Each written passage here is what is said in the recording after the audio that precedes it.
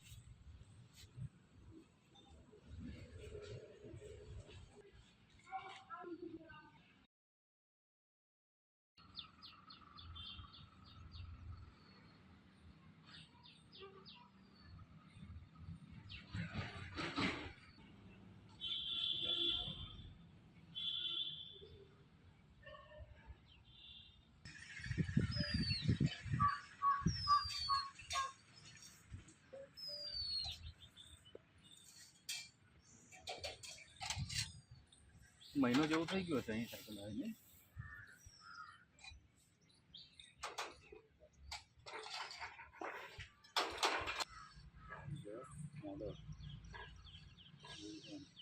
Warranty card ખરું કાગળ?